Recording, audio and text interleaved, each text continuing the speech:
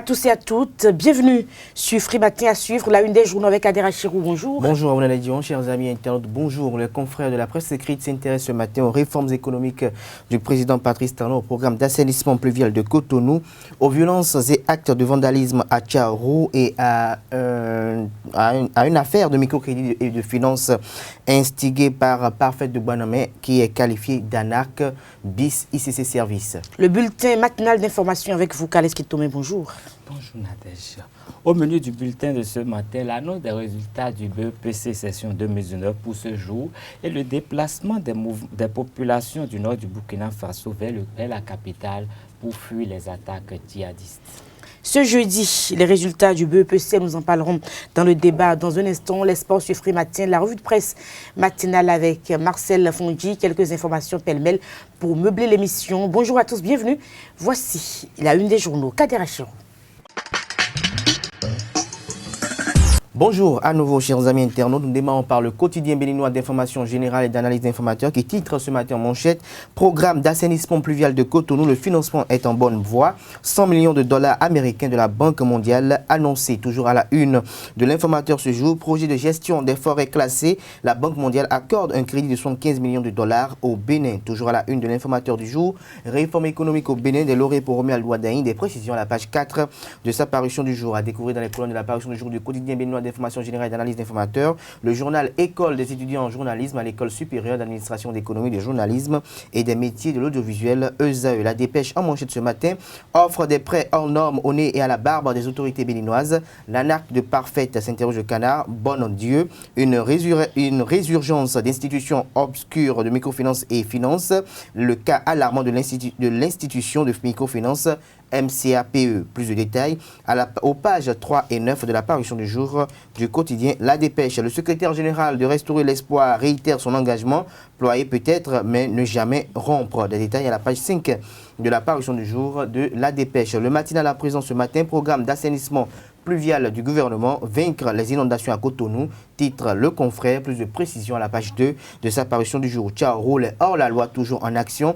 Note le confrère de Le Matinal, les raisons de ce dixième titre à la une sont à découvrir à la page 2 de sa parution du jour. Point média en manchette ce matin consacre sa manchette du jour à la crise électorale au Bénin. Il risque de devenir trop tard, le différend se régionalise, le débat ethnique émerge, inquiétant décalage entre les promesses et les actes.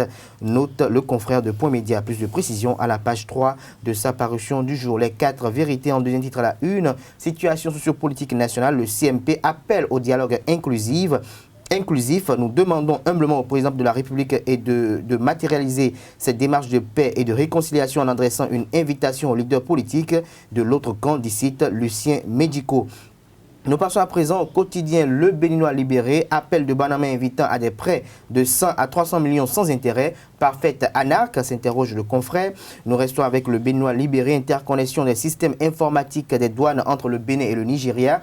Tous les acteurs sensibilisés communiquent le confrère. CIP UEMOA, le député d'Akwé Sossou dépose le tablier, renseigne la une du jour de Le Béninois libéré. Le télégramme à présent, convocation de l'ancien président Thomas Boniaï. Voici les conditions de Boniaï avant d'aller vers le juge Aubert Kodjo. Les conditions sont à découvrir à la page 3 de la parution du jour de Le Télégramme. Matin libre à présent, absent à Démocratie Day au Nigeria. Talon confirme les prédictions. Plus de précision à la page 2 de la parution du jour de Matin Libre. Toujours avec Matin Libre, lancement de l'ouvrage Le journalisme et moi. Franck Pochemé retrace ses 20 ans d'enquête de terrain. Toujours avec Matin Libre, crise post-électorale au Bénin.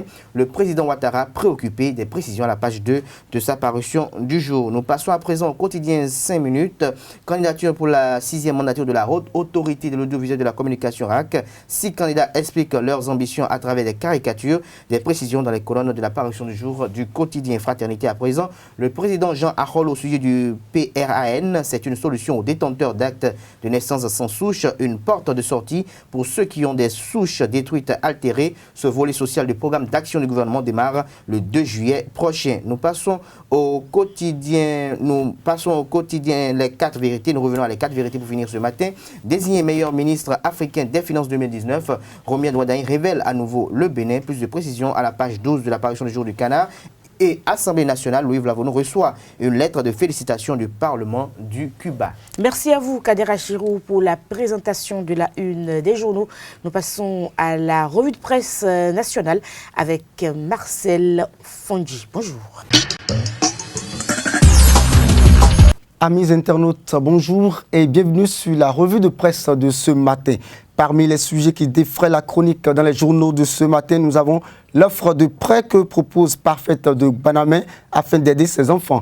Le quotidien La Dépêche informe que malgré le cas alarmant de l'institution de microfinance MCAPE, des offres de prêts hors normes au nez et à la barbe des autorités béninoises sont également en cours de proposition. Ce journal précise que pour un dépôt initial d'épargne de 30 000 voire 45 000 francs, cette église promet d'accorder des prêts allant de 100 à 300 millions de francs CFA aux demandeurs. Le quotidien s'inquiète donc face à une générosité aussi débordante et se demande si le Bénin n'est pas sur le point de subir une nouvelle arnaque à la ICC Service. Pendant ce temps, ce qui inquiète l'État béninois est comment faire pour résoudre le problème de l'inondation au Bénin. Le matinal nous informe que dans son programme d'assainissement pluvial, le gouvernement s'engage à vaincre les inondations à Cotonou. L'informateur de son côté ajoute que dans le cadre du projet de gestion des eaux pluviales de Cotonou, le gouvernement béninois vient de décrocher un crédit de 100 milliards de dollars de la Banque mondiale.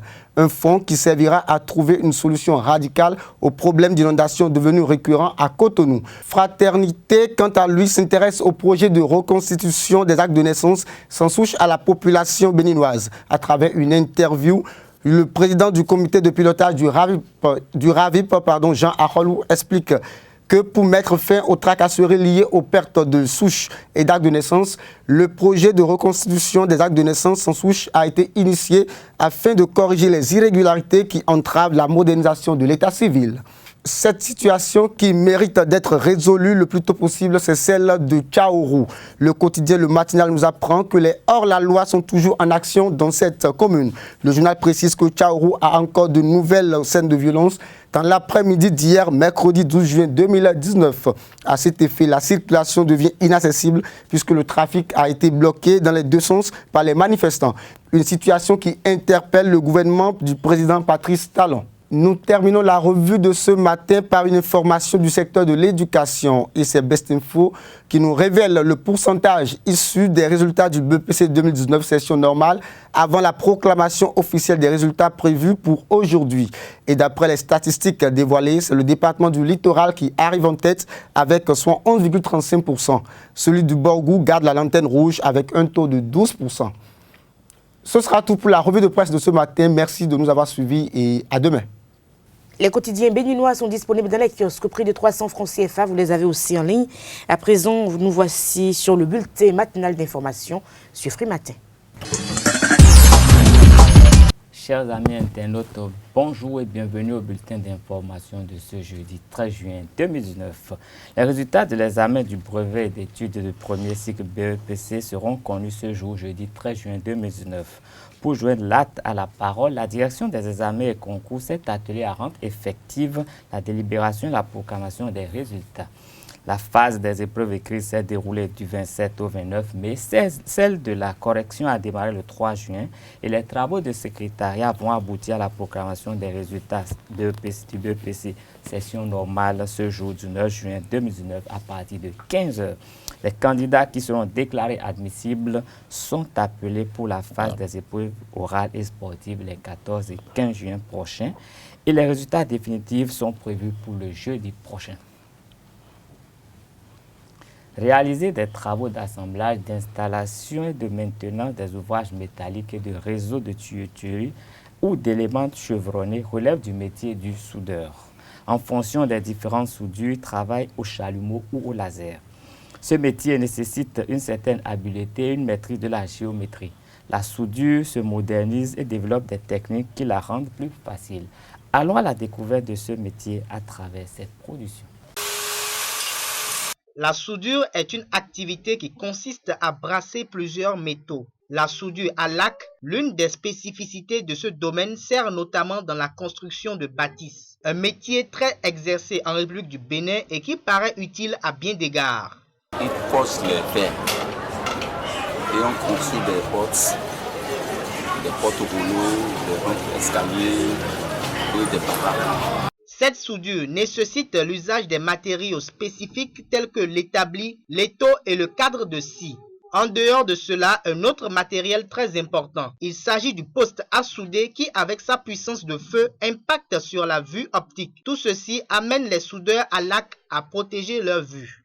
Quand tu fais la soudure, tu te protèges pas avec une lunette adaptée au feu, à la fumée et à la lumière. Soit tu auras des problèmes pour tes yeux. De par leur réalisation, ils sont indispensables, voire irremplaçables dans le processus de construction des édifices au Bénin. La numérosophie ou encore philosophie numérique est pour certains un moyen d'observer l'état d'âme des individus à travers la révélation de messages. D'autres la définissent comme un jeu qui met en perspective certaines facettes de la vie personnelle. Invité sur l'émission Au cœur du mystère sur Esaü TV, le métaphysicien Elmancio Godson s'est étendu sur le sujet. Suivons. La numérosophie, c'est ce qu'on appelle la sagesse des nombres. C'est ce que j'appelle entre-temps, dans certaines de mes formations, la quiddité d'un nombre. Je vais l'expliquer. C'est ce qu'on appelle l'être-té d'une chose. Lorsque vous dites d'une chose, voilà son principe, le principe d'une chose signifie quoi? Ça signifie que c'est la chose sans laquelle la chose n'existe pas. C'est ce qu'on appelle principe. On est d'accord? Oui. Ensuite, les principes ou des principes, il y a des lois. Les lois sont les éléments de coordination qui permettent de relationner. Et des lois, on peut avoir des faits, des actes. Ce sont les trois éléments scientifiques. Principe, loi et fait.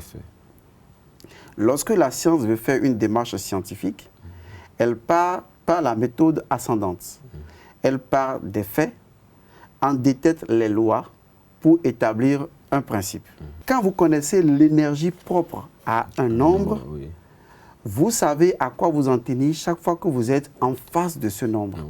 Et là, vous n'êtes plus bluffé, puisque la première de toutes les sciences en matière de connaissance, c'est les mathématiques. Les mathématiques permettent, à travers les nombres, d'entrer dans des énergies. Car les nombres sont en fait des esprits. Ce sont des nombres esprits. Ce sont des nombres qui sont liés à des courants d'énergie, à des courants de force, qui viennent de l'Égypte ancienne, de l'Énéade, où les dieux naissent par hypostase. Et donc, en étudiant le comportement intrinsèque de chaque nombre, lorsque vous l'utiliserez, vous connaissez alors sa codification. Et de la codification, on a la connaissance associée à ce nombre. C'est ce qu'on appelle la numérosophie. Maintenant, de la numérosophie, on peut avoir la numérologie. De la numérosophie, on peut avoir la numérothérapie, où les nombres peuvent guérir. Par exemple, dans nos traditions, on dit, lorsque vous voulez faire une incantation, on dit de faire ça 3 fois par exemple. Pourquoi 3 fois? Donc, on respecte un nombre. On respecte un courant d'énergie trinaire ou ternaire. Où on va dire, bon, si c'est un garçon, il faut faire ceci 7 fois. Si c'est une fille, il faut le faire 9 fois. Pourquoi? Parce que en réalité, chaque nombre est lié à un ensemble de courants d'énergie. En dehors du Bénin, au Burkina Faso, au moins 2000 habitants de Sirgadi et Arbenda, fuyant les attaques menées dans le nord du pays, sont arrivés à Ouagadougou. Selon les autorités communales de la capitale burkinabé, ces personnes ont fui les attaques récurrentes menées dans ces localités ces derniers jours, dont le dernier est survenu le dimanche passé, a fait 19 morts. Des femmes et des enfants sont installés dans une salle de classe, assis à même le sol à Ouagadougou. 3 fois, ils sont venus nous dire que si nous ne quittons pas, ils vont nous tuer. Ils ont dit qu'ils vont tuer nos maris et nous prendre en mariage. Nous ne voulons pas être des épouses de djihadistes. C'est pour ça que nous avons fui, explique Mamounata Sawadogo, qui fait partie des déplacés. Au Mali, pour finir, les autorités ont limogé mercredi le gouverneur de la région de Mopti, dans le centre du pays. Une décision qui fait suite à l'attaque perpétrée le 10 juin dernier contre les populations du village de Sobanda dans la commune rurale de Sanga. Cette attaque, selon un dernier bilan des autorités, a fait 35 morts, dont 24 enfants. Rappelons que les premiers chiffres annonçaient 95 morts. Tirant leçon de ce drame, le Conseil des ministres a procédé à la révocation du gouverneur de la région de Mopti, précise le communiqué du gouvernement malien. Ce sera tout pour ce bulletin. Merci de rester fidèle au programme de Ezawi TV. La grande édition du journal est prévue pour 19h sur Ezawi TV. Place au débat sur Free Matin. Nous parlons donc du BEPC et nous entrons donc dans le secteur de l'éducation. Le débat sur Free Matin, dernier jour de composition pour les écoliers, pour le CEP évidemment. Aujourd'hui, les candidats font le sport et puis le BEPC, les résultats sont attendus aujourd'hui aussi. Carles Kitomé. Oui, tout à fait. Ainsi annoncé par la direction des examens et concours, les résultats du BEPC seront donnés cet après-midi à partir de 15h. Et nous savons que certaines presses font déjà état des statistiques qui restent toutefois à être confirmées par les autorités. Kader Achirou? Non, je crois que nous aurons de bons résultats cette année, de très bons résultats, parce que ces résultats viendront confirmer, je dirais, le besoin latent des uns des autres dans ce qui était attendu de vouloir une réforme qui pourrait permettre aux enfants de pouvoir étudier toute une année scolaire dans le calme et la sérénité, mais en dehors de cela, sans connaître des mouvements de débrayage qui pourraient troubler leur cursus scolaire et en dehors du cursus scolaire, leur processus d'acquisition de connaissances. Et donc, ces résultats seront très élogieux, mais en dehors de cela, ces résultats seront des résultats de qualité. Parce que n'oubliez pas qu'au niveau du ministère également, on a revu un peu les choses pour que les formations ne soient plus des formations qui soient effectuées dans un contexte où on largue les connaissances aux enfants. S'ils veulent comprendre, ils comprennent. S'ils ne le veulent pas, non. On s'assure du fait que désormais ce soit des formations de qualité et qu'en dehors de cela, les directeurs sont contrôlés au quotidien et même tout le temps. Et eux-mêmes sont, je dirais, soumis à des examens, ce qui fait qu'on a noté qu'il y a une récurrence dans le fait qu'on relève des directeurs de leurs fonctions parce qu'on estime qu'ils doivent veiller à ce qui se passe dans le collège. Ils doivent voir ce que fait chaque professeur, chaque enseignant. Ils doivent prendre connaissance des fiches que donnent ces enseignants pour qu'ils puissent être en phase avec le programme national recommandé par le gouvernement et par les normes en la matière. Et donc, ces résultats que nous aurons seront des résultats non seulement probants, mais des résultats de qualité. Et nous aurons des enfants qui seront dignes d'avoir désormais le BEPC béninois. Merci à vous, Kader Achirou. Il y a quelques statistiques qui sont déjà disponibles. Carles Kitomé. Oui, je n'ai que deux statistiques, le littoral qui fait 11% et le Borgou qui fait moins de 30%. Mais il faut seulement noter que ces résultats permettent d'évaluer les premières réformes qui ont été engagées dans le domaine de l'enseignement au Bénin, notamment de l'enseignement secondaire, parce que à l'observation de ces résultats, on saura si ces réformes ont vraiment porté ou pas. Et il reviendra au gouvernement de prendre des dispositions pour que ces réformes puissent avoir de meilleurs résultats, surtout depuis l'évaluation des enseignants et d'autres dispositions qui sont présentes en la matière. Merci à vous, Kader Achirou. Carles Kitomé, c'était le débat sur Free Matin. Nous passons au sport. Dans les sports, nous parlons du championnat national de foot, Vitalor Ligue 2. Ce jeudi à Parakou, à partir de 16h, Real de Parakou croisera les crampons avec Dynamo de Parakou. Au campus d'Abomey-Calavi à 16h, Mambas Noir sera face à Estado, à Azové, d'ADFC et JS Agoling seront face à face à Djougou, Dynamique FC contre Requin FC. Au campus Guézo à 16h, Entente FC contre UNB. À René-Pleven, on aura donc un match entre à René-Pleven, AS Cotonou et Zazira. De très belles affiches que la rédaction sportive de Ezawi TV suit de très près. Ainsi s'achève Free Matin de ce jour. Portez-vous bien, à demain pour notre numéro. Au revoir et restez fidèles à notre programme sur Ezawi TV.